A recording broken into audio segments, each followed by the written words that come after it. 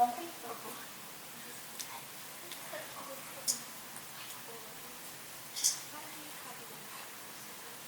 you have 4 minutes. The topic is Civics Ethics in Digital Age.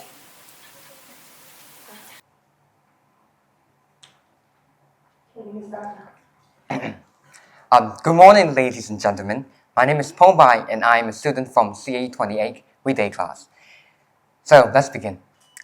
We can all agree that the majority of the people are law-abiding citizens who follow and the laws are set by the boundaries, and who cross the boundaries and who have no ethics are punished accordingly and recognized.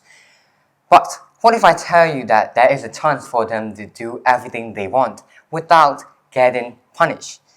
Ladies and gentlemen, let me introduce the internet, a world of communities communities that are as large as humanity itself. And I believe that such a platform in the digital age is still in need of proper and civics ethics establishment. Why? Because such a platform where people can remain anonymous is a fact that is more concerning than you think. Sure, it gives you a chance or a choice to protect your privacy, or give you a choice to how much you want to share your lives. But the one important note to keep in mind is that not all people remain anonymous. Of course, well-known figures and individuals still like to share their lives on the social medias. But the main point is where the anonymous people, what can they do in the internet? Are there any limits, good or bad, on how they can act? The answer at this very moment is no. I'm sure there are laws and rules, regulations that limit how they can act, but being anonymous pretty much defeats the purposes of them. And because of this, a lot of unethical acts due to citizen activists are rising nowadays. Examples like online harassment and also misinformations are the main sources of unethical usage. Cybercrime and cyberbullying has become the main source of depression for teenagers in this digital age. So what can we do? What can we do to prevent this? Can we set laws? Yes, but not too quite.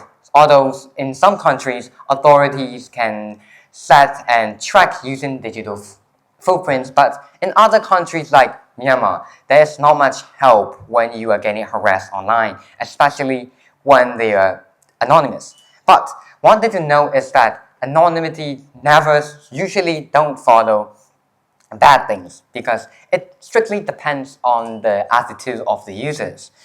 But in some cases, some like professional hackers or scammers who deceive or exploit unsuspected users, for example, they have the right to, and sometimes they have the ability to, they're good at hiding their digital footprints. But what I'm trying to say here is that what can we do to protect them? I think my point is that we can prioritize civics and ethical practices where people are recognized and recommended to act and post responsibly. But how?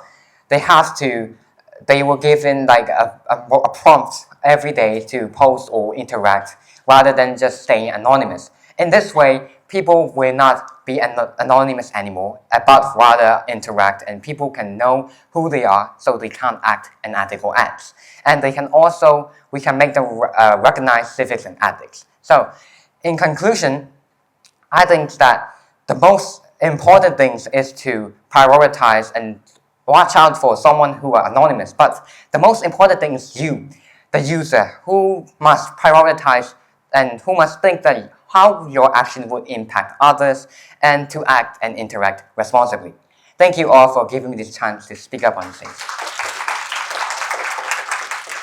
Thanks, Bhone Paing. You did it fantastic.